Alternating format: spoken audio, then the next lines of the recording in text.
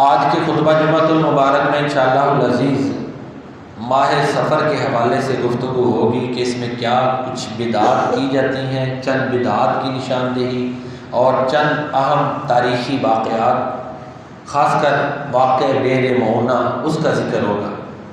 لیکن اس سے پہلے جو ہمارے پچھلے 3 خطبات جمعۃ المبارک کا موضوع رہا، یہ میاں بیوی کے حقوق، خوشگوار ازدواجی زندگی کی مشکلات اور ان کا حل وغیرہ، اس کا خلاصہ سن لیں۔ دیکھیں، میاں بیوی وہ 2 ہستیاں کہہ لیں یا افراد ہیں جن پر جادو سب سے زیادہ اثر کرتا ہے، نظر بد، جادو۔ اس لیے اپنی خوشگوار زندگی کے لیے یہ ضروری ہے نماز کو پڑھیں، ذکر اذکار کریں، وہ دعائیں جو ان چیزوں سے بچاتی ہیں، وہ قرآنی آیات وہ پڑھتے ہیں۔ ایک تو یہ چیز ہے۔ اس کے علاوہ خوشگوار زندگی بنانے کے لیے نبی کریم صلی اللہ علیہ وسلم کی سنت طیبہ اس کو سامنے رکھیں۔ آپ صلی اللہ علیہ وسلم نے فرمایا دنیا کا بہترین متاع نیک عورت ہے۔ آپ صلی اللہ علیہ وآلہ وسلم نے فرمایا تم میں سے بہترین وہ شخص ہے جو اپنے اہل کے لیے بہتر ہے، اور پھر آپ نے فرمایا میں اپنے اہل یعنی گھر والوں کے لیے سب سے زیادہ بہتر ہوں۔ پیارے نبی کریم صلی اللہ علیہ وسلم کی اقوال ان کو سامنے رکھیں، پھر آپ صلی اللہ علیہ وسلم کی سیرت طیبہ اس کو سامنے رکھیں۔ پیارے نبی کریم صلی اللہ علیہ وآلہ وسلم نے اپنی بیوی کو کبھی کسی کو مارا نہیں، کوئی معاذ اللہ تان وغیرہ نہیں کی۔ پیارے نبی کریم صلی اللہ علیہ وآلہ وسلم جب گھر تشریف لاتے تھے تو اپنے گھریلو معاملات میں اپنی ازواج کے ساتھ معاونت کرتے تھے۔ آپ کی ایک وقت میں 9 بیویاں تھیں، آپ سب کے بیٹیاں تھیں نا، کتنی گھروں کی ذمہ داری ہوتی ہے، سارے گھریلو کام آپ خود کرتے تھے۔ یہاں سے اندازہ لگائیں، تبلیغی کام بھی آپ ساتھ کر رہے تھے۔ کبھی کسی بیوی نے گلہ شکوہ نہیں کیا کہ جی میرا حق ادا نہیں ہوا۔ تو پیارے نبی کریم صلی اللہ علیہ وآلہ وسلم اپنی عورتوں کے بارے میں آپ نے فرمایا کہ یہ مجھے اللہ تعالیٰ نے عورتوں کو محبوب بنا دیا، میرے دل میں ان کے لیے محبت ڈال دی، ان کو گھٹیا نہیں قرار دیا، بہترین متاع قرار دیا۔ خوشبو اور عورت آپ نے فرمایا میرے لیے ان کو محبوب بنا دیا گیا، میرے دل میں ان کے لیے محبت ڈال دی گئی۔ پیارے نبی کریم صلی اللہ علیہ وسلم اپنی بیویوں کے خوشی غمی ان کی جو ہے نا مزاج کو سمجھتے تھے، سب سے بہترین مزاج سناتے۔ تو کسی کی طبیعت کو جس کے ساتھ لانگ پیریڈ چلنا ہے نا، اس کی تھوڑی سی طبیعت کو سمجھنا یہ بھی ضروری ہوتا ہے، مزاج شناسی۔ امی عائشہ صدیقہ رضی اللہ تعالیٰ عنہ سے آپ نے فرمایا تھا کہ اے عائشہ مجھے پتہ چل جاتا ہے تم کب غصے میں ہوتی ہو اور کب مجھ سے راضی ہو۔ جب مجھ سے راضی ہو تو پھر تم کہتے ہو رب محمد کی قسم، پھر تم اس طرح قسم اٹھاتی ہو۔ جب تم ناراض ہوتی ہو تو پھر کہتی ہو رب ابراہیم، ابراہیم علیہ السلام کے رب کی قسم، رب ابراہیم۔ تو امی عائشہ صدیقہ فوراً بولی، کہتی ہے اللہ کے نبی یہ اوپر بات زبان کی حد تک ہوتا ہے، دل میں محبت ویسے ہی قائم ہوتی ہے۔ تو یہ دیکھیں نا، آپ اپنی بیوی کے یہ معاملات بھی پیارے نبی کریم صلی اللہ علیہ وسلم ان کو بھی سمجھتے تھے۔ پورا مہینہ اختلاف رہا خرچے کی بنیاد پہ، ساری بیویوں نے ایکا کیا، آپ صلی اللہ علیہ وآلہ وسلم نے اس کو برداشت کیا، ٹھیک ہے نا جی، پھر اس کے ساتھ معاملات چلے۔ پھر آپ نبی کریم خاتم النبیین صلی اللہ علیہ وسلم کا فرمان ہے عورت کو ٹیڑھی پسلی سے پیدا کیا گیا، ٹھیک ہے نا جی، تو پھر اسی طرح آپ نے فرمایا استمتاع کرو گے، کیونکہ اس کی جذبات غالب ہے نا۔ تو یہ آپ کے جو ہے نا فرمان کو سامنے رکھتا ہے نا، وہ ٹھیک رہتا ہے۔ تو جو ہمارے کئی دوست ہوتے کہتے ہیں میں نے سیدھا کرنا ہے، پھر عورت کو سیدھا کرنے کے لیے خود سیدھا ہو جاتے ہیں، کیونکہ آپ کا فرمان ہے نا، اس کو سامنے رکھیں۔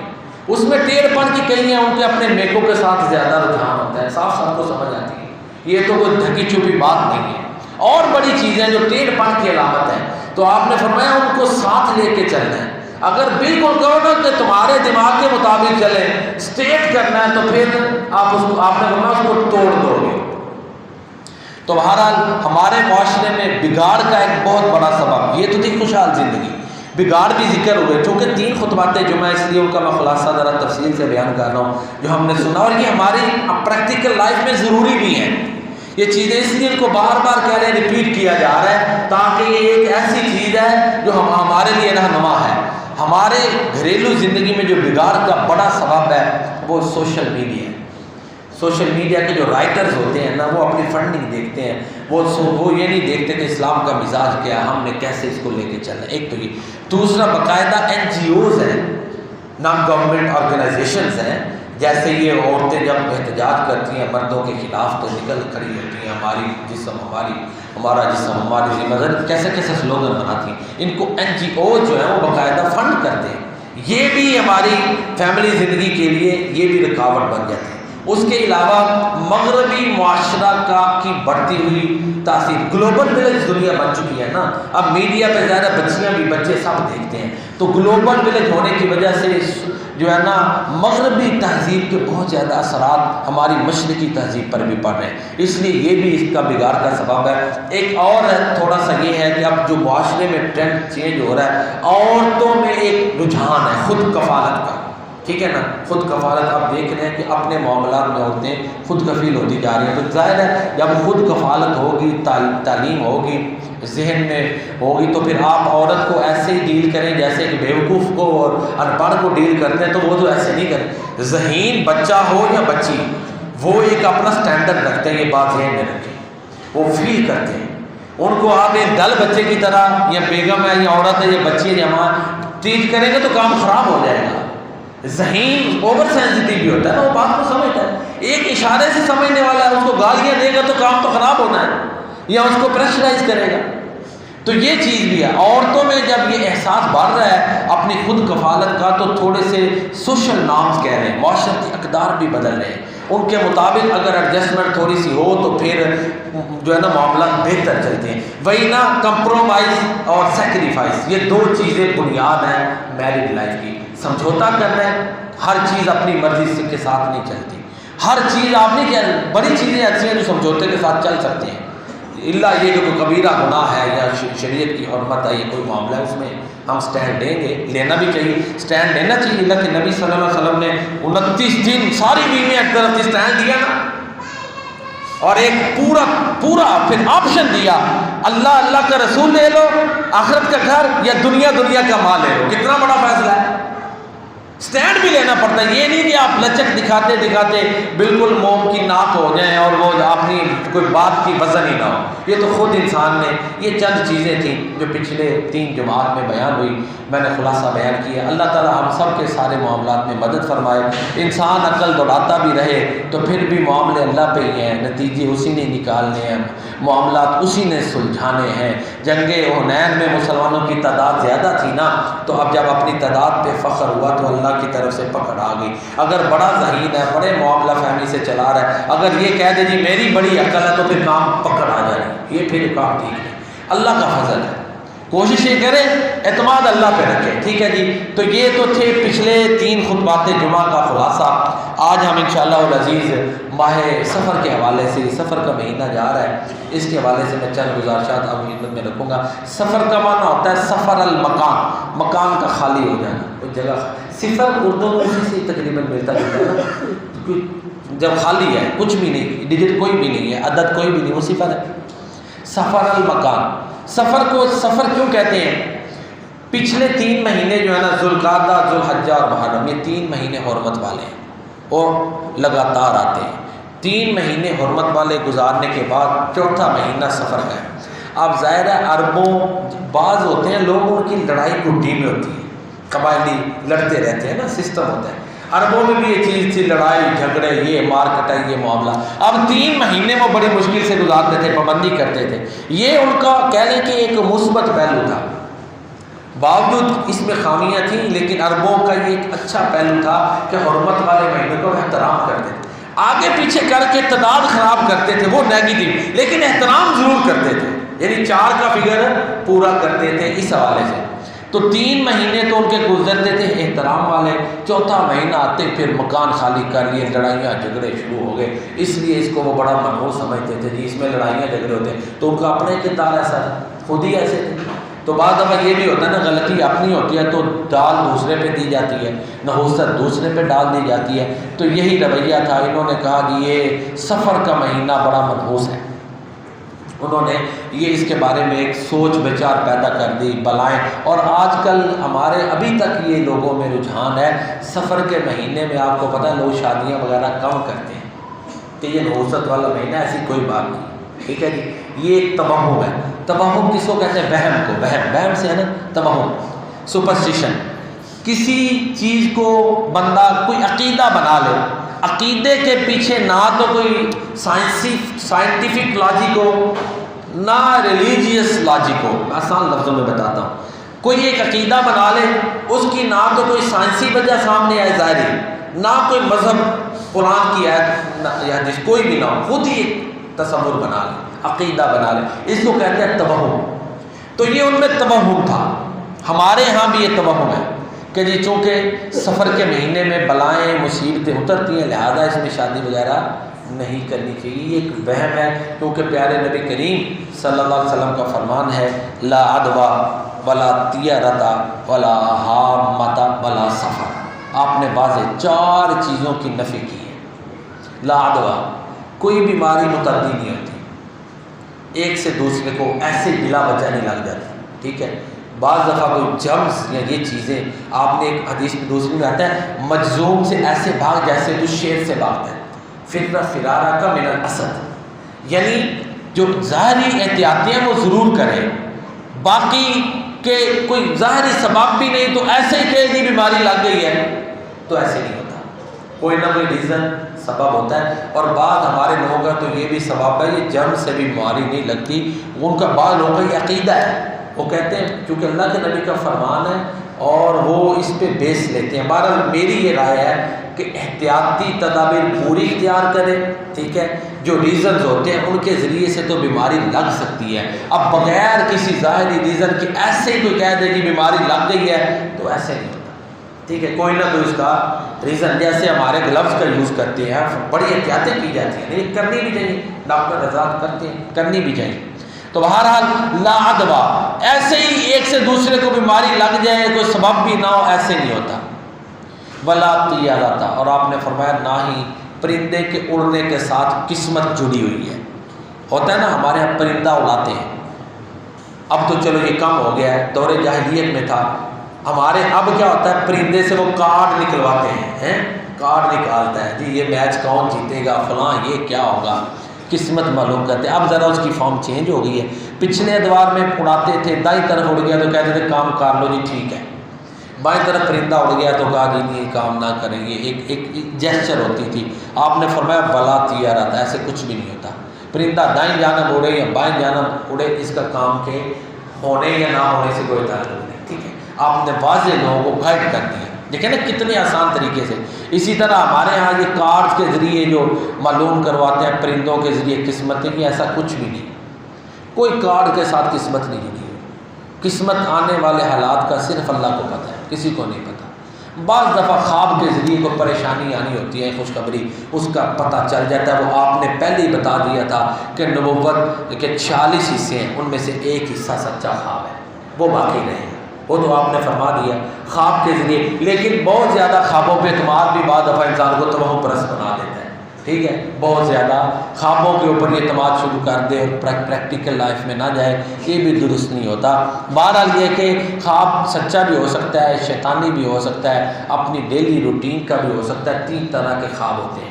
تو بہرحال ہم نے دیکھا ہے، آپ کے بھی مشاہدے میں، ہر ایک کی زندگی کے مشاہدے میں آیا ہوگا اس کی زندگی میں کہ بڑی دفعہ خواب سچے ہوتے ہیں اور دیکھا بھی جاتا ہے، ہو بھی جاتے ہیں. تو بہرحال یہ تو ٹھیک ہے.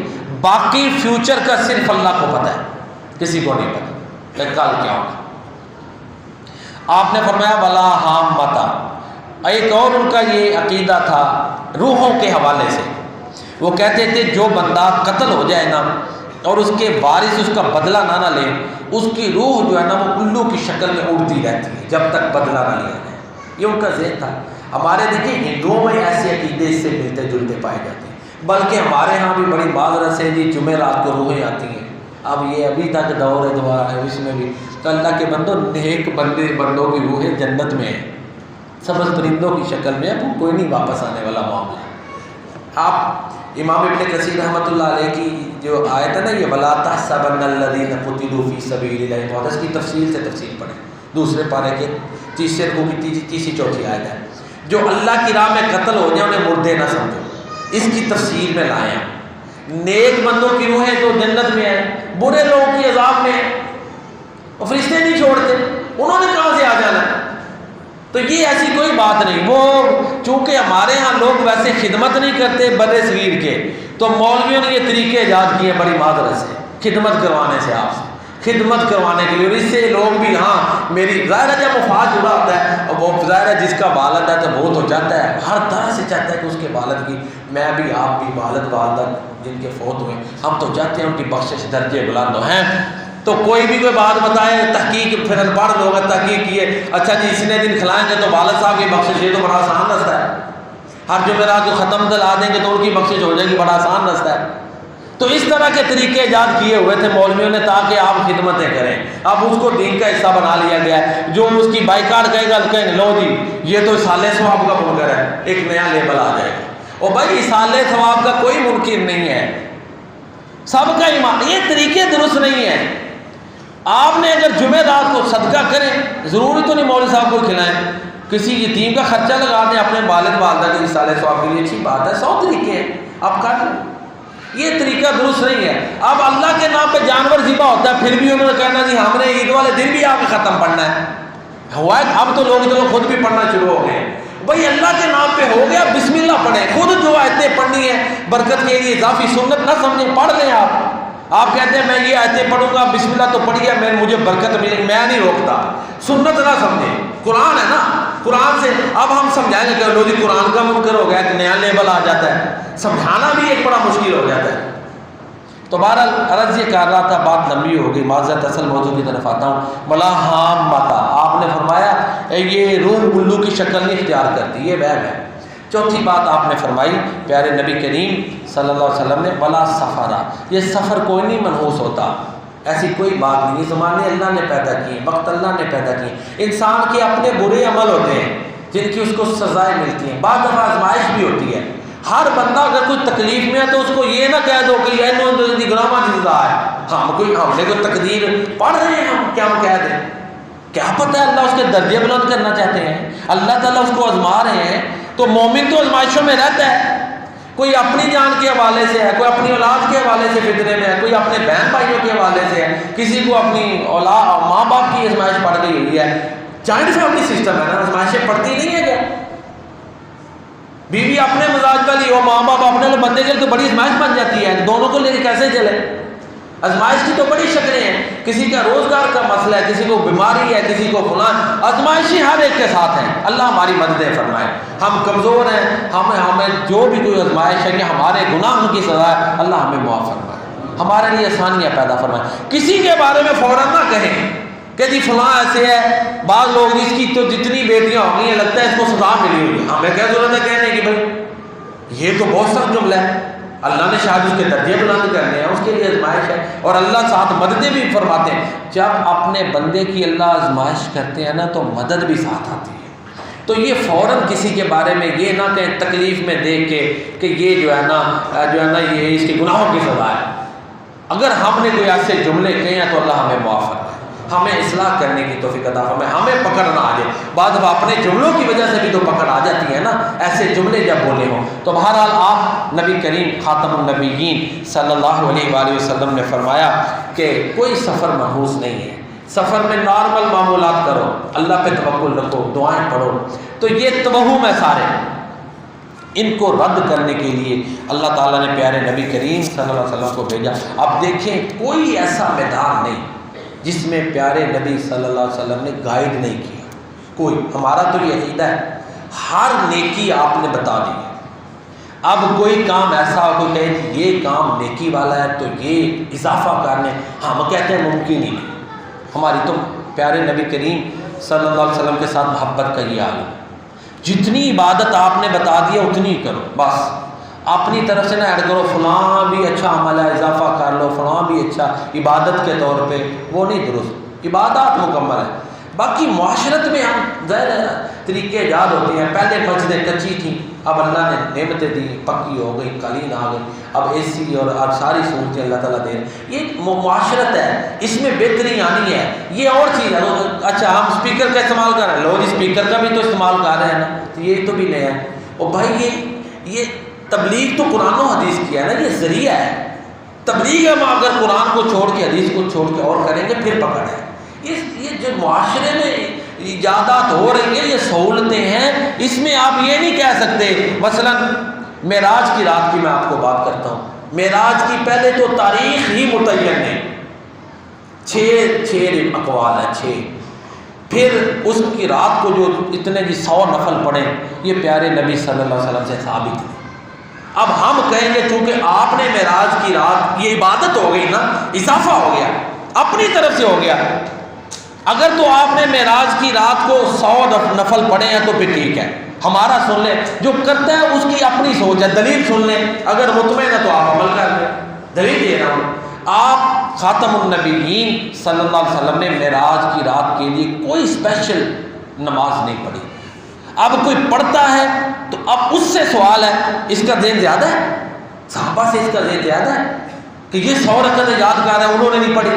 اور بھائی عبادات مکمل ہو گئی ہیں، کوئی اپنی طرف سے عبادت کا اضافہ نہیں کرنا. باقی معاشرت کے رہن سہن کے طریقے ان میں بہتریاں ہونی ہیں، وہ عقل پہ مدار ہے. عبادات مکمل ہے، عبادات معاملات الگ الگ ہیں. یا عبادات کو ادائیگی کے لیے جو سہولتیں ہیں، جمعے کی 2 رکھتے ہیں، 2 ہی ہم پڑھیں، 3 نہیں ہو سکتی، 4 نہیں ہو سکتی. تو بہرحال نبی کریم صلی اللہ علیہ وسلم نے ہر معاملے میں ہماری مکمل رہنمائی کی ہے. اسی طرح یہ توہم پرستی کا جو باب ہے اس میں بھی مکمل رہنمائی فرمائی. اس حوالے سے آپ خاتم النبیین صلی اللہ علیہ وسلم کا فرمان ہے، آپ صلی اللہ علیہ وسلم نے فرمایا 4 کام ایسے ہیں جو جاہلیت کے ہیں، میری امت میں یہ 4 کام رہیں گے. 4 کام جاہلیت کے.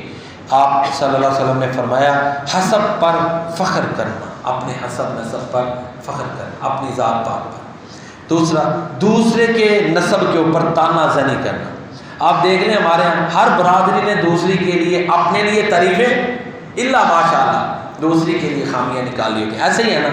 تو یہ اس کا مطلب ہے یہ جاہلیت کا طریقہ ہمارے اندر ہے. جو آپ خاتم النبیین صلی اللہ علیہ وسلم نے فرمایا ہمیں اس سے بچنا چاہیے. کوشش تو کریں نا، ذہن تو بنائیں کہ ہم نے کوشش کرنی ہے، سب آدم کی اولاد ہے، اس سے بچیں. یہ بڑا مشکل کام ہے. جس معاشرے میں ہم رہتے ہیں نا، اس میں یہ کہہ لیں کہ یہ سب سے بڑا جہاد ہے. نہیں تو ہر ایک نے ایک کے لیے جو ہے نا وہ پورا توڑ تیار کیا ہوتا ہے. بہرحال ہم کوشش تو کریں نا کہ آپ خاتم النبیین صلی اللہ علیہ وسلم کی تعلیمات سے رہنمائی لیں. تیسری آپ نے فرمایا ستاروں کے ذریعے قسمت معلوم کرنا. آج بھی آپ دیکھ لیں اخبارات کے اوپر اشتہارات ہوتے ہیں ستاروں کے ساتھ وہ قسمت جوڑ کے، باقاعدہ نجومی ہے جو بتاتے ہیں آپ کا ہفتہ کیسا گزرے گا، آپ کے یہ سال کیسا، آپ کو بتا رہے ہیں. حالانکہ آنے والی خبر اللہ کے علاوہ کوئی نہیں جانتا، یہ دعوے. اور چوتھی چیز آپ صلی اللہ علیہ وسلم نے فرمایا نوحہ کرنا. تو آپ دیکھ لیں ہمارے مسلمانوں کا ایک پورا مکتب ہے، وہ شہداء کے اوپر نوحے کے قائل ہیں کہ نہیں. ہم تو شہداء زندہ ہیں، ان پہ ظلم ہوا، اس کا بہت بڑا دکھ ہے. اب وہ شہداء کربلا جو ہیں اب جنت میں اعلیٰ مقامات پر پہنچ چکے ہوئے. کیوں جی؟ شہید ہوتے ہی وہ جنت میں اعلیٰ مقامات پر چلے گئے نا. حسنین کریمین رضی اللہ تعالیٰ عنہما جنتی جوانوں کے سردار ہیں. تو اب وہ جنت میں ایک عام شہید، مسلم شریف کی حدیث ہے، عام شہید کی روح جنت میں سبز پرندے کی شکل میں، عام شہید. تو وہ تو جنتی جوانوں کے سردار ہیں، لہذا اب ان کا مقام سب کا جنت میں اپنی اپنی شان کے مطابق ہے. دنیا میں بھی جب ان پہ ظلم ہوا، میں بڑی دفعہ عرض کرتا ہوں اللہ کی مدد شامل حال نہیں. ہمیں کیا پتہ اللہ غیب سے ان کو پلاتے تھے کھلاتے تھے. عام صحابہ کے واقعات ہیں، اللہ نے ان کو غیب سے کھلایا پلایا. جب ان پہ کھانا پانی بند ہوا تو وہ اہل بیت تو اللہ کے نبی کا گھرانہ ہے، ان کے تو کیا کہنے. تو بہرحال چوتھی چیز پیارے نبی کریم صلی اللہ علیہ وسلم نے فرمایا جو جاہلیت کے کاموں میں سے ہے وہ نوحہ کرنا ہے، وہ اس امت میں یہ بھی رہے گا. تو ماہ سفر کے حوالے سے میں عرض کر رہا تھا، ماہ سفر میں ہمارے ہاں اس کے بارے میں کئی توہم ہیں، وہم پائے جاتے ہیں کہ اس مہینے میں بلائیں اترتی ہیں، اس مہینے میں کوئی اہم کام نہیں کرنا چاہیے، حتیٰ کہ لوگ شادیاں پینڈنگ کر دیتے ہیں، اس کی کوئی دلیل نہیں. پیارے نبی کریم صلی اللہ علیہ وآلہ وسلم نے فرمایا ولا سفر، سفر کا مہینہ کوئی منحوس نہیں. آپ نارمل اپنے معاملات کرو، کوئی ایسی بات نہیں. اللہ پہ توکل رکھو، نارمل معاملات کرو، کوئی ایسی ویسی بات نہیں. اگر ہے تو آپ دعائیں پڑھیں، کوئی خاص نہیں آتا، وہ سب ضعیف روایتیں ہیں، کوئی آپ سے ثابت نہیں۔ اس کے مقابلے میں صحیح روایت ہے جو میں نے پیش کی کہ آپ نے فرمایا سفر کا مہینہ منحوس نہیں ہوتا۔ اسی طرح سفر کے مہینے میں پیارے نبی صلی اللہ علیہ وسلم کی وہ جو بیماری ہے جس کے بعد آپ اللہ تعالیٰ کے پاس تشریف لے گئے، وہ سفر کے مہینے میں ہی شروع ہوئی تھی۔ تو سفر کے مہینے میں ایک واقعہ ہے بیر مونا، وہ ہوا تھا، وقت اجازت نہیں دے رہا۔ شروع میں میں عرض کی تھی کہ میں اس کے حوالے سے کروں گا، خلاصہ اس کا بیان کر دیتا ہوں۔ یہ 4 ہجری میں بیر مونا کا واقعہ ہوا۔ 70 حفاظ، حافظ تھے، عبادت گزار یعنی نیک بھی تھے، اور فقہا بھی تھے۔ 3 ان کی خوبیاں، یعنی ظاہر ہے جو غیر مسلم کو قائل کرنے کے لیے، تبلیغ کرنے کے لیے جائے گا، بنیاد ہوگی تو جائے گا نا۔ اس کیلیبر کے تھے وہ 70 حفاظ کہ جو غیر مسلموں کو تبلیغ کرنے کے لیے گئے، ان میں سے 68 شہید ہو گئے، 2 بچے۔ اللہ اکبر، انہوں نے بہت بڑا دھوکہ کیا۔ اب واقعہ نہیں میں تفصیل سے بیان کرتا۔ پیارے نبی کریم صلی اللہ علیہ وآلہ وسلم 1 مہینہ ان دھوکے بازوں جنہوں نے ان حفاظ کو شہید کیا ان کے خلاف بد دعا کرتے رہے۔ پیارے نبی کریم صلی اللہ علیہ وآلہ وسلم کو اس واقعہ سے بڑی تکلیف ہوئی۔ وہ 70 ظاہر ہے وہ نمائندہ لوگ تھے جو دنیا میں اسلام کا پھریرا لہرانے والے تھے۔ پیارے نبی کریم صلی اللہ علیہ وسلم نے ان طلبہ کو، وہ میرے نبی کے طلبہ تھے نا جو اسپیشلسٹ تھے، جن کی اسپیشلائزیشن تھی کہ غیر مسلموں کو دعوت دینی ہے، ان کو شہید کیا۔ 1 مہینہ پیارے نبی کریم جو رحمت للعالمین ہے صلی اللہ علیہ وسلم ان ظالموں کے خلاف جنہوں نے ان حفاظ علماء عباد کو شہید کیا بد دعا کرتے رہے۔ پھر اللہ تعالیٰ نے آپ کو روک دیا۔ وہ آپ جو بد دعا کرتے تھے وہ نماز میں رکوع سے کھڑا ہونے کے بعد قنوت نازلہ جس کو کہتے ہیں وہ کرتے رہے۔ پھر آپ نے سکھا بھی دی کہ کوئی تکلیف آئے تو رکوع کے بعد کھڑے ہو کر ہاتھ اٹھا کر دعا کیا کرو، اس میں بھی قبولیت زیادہ ہوتی ہے، جیسے ہم کئی دفعہ ہم بھی کرتے ہیں مشکل حالات میں۔ تو یہ وہاں سے ہی تعلیمات ملی ہیں جو میں نے بیان کیا، آپ نے سنا۔ اللہ تعالیٰ اپنی بارگاہ میں قبول فرمائے۔ ہم علینا اللہ